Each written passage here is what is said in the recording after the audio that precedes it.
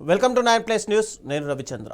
Neat under graduation re examination దేశవ్యాప్తంగా జరుగుతోంది. Paper leakage ఆరోపణల నేపథ్యంలో రద్దయిన పాత పరీక్ష స్థానంలో జాతీయ టెస్టింగ్ ఏజెన్సీ ఈ రీ ఎగ్జామ్ను పకడ్బందీగా నిర్వహిస్తోంది. విద్యార్థులు ఉదయం 11 గంటల నుండే పరీక్షా కేంద్రాల్లోకి వస్తున్నారు. కట్టుదిట్టమైన భద్రత మధ్య అభ్యర్థులను అనుమతిస్తున్నారు.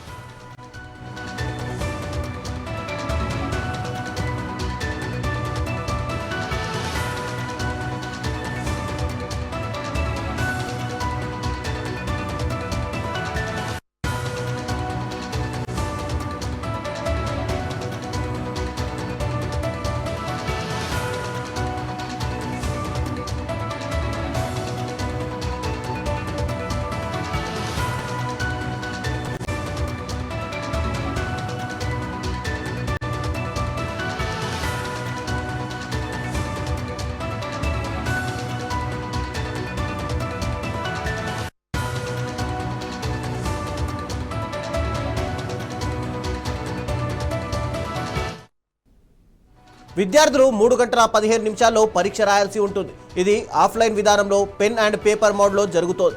మధ్యాహ్నం 1:30 తర్వాత ఎవరిని లోపలికి అనుమతించలేదు. మధ్యాహ్నం 2 గంటల నుంచి సాయంత్రం 5:15 వరకు ఈ పరీక్ష జరగనుండగా విద్యార్థులు తమ హాల్ టికెట్, గుర్తింపు కార్డుతో పాటు పాస్పోర్ట్ సైజ్ ఫోటోను తప్పనిసరిగా వెంట తీసుకొచ్చారు. పాత పరీక్షను మే 3వ తేదీన నిర్వహించాల్సి ఉండగా ప్రశ్నాపత్రం లీకేజ్ ఆరోపణలతో దాన్ని రద్దు చేశారు.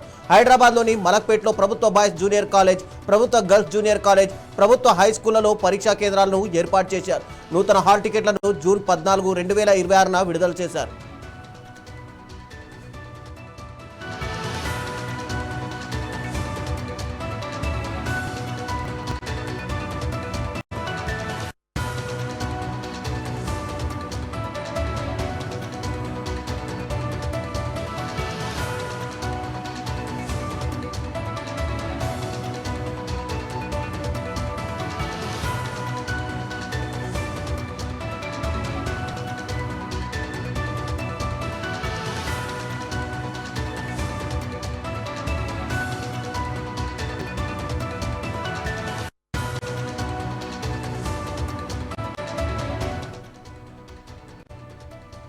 కొన్ని నిమిషాల ఆలస్యంతో నీట్ రీ ఎగ్జామ్ను కొందరు విద్యార్థులు మిస్ అయ్యారు. కోటి ఉమెన్స్ కాలేజీలో నిబంధన ప్రకారం సరిగ్గా 1:30 గేటును అధికారులు మూసేశారు.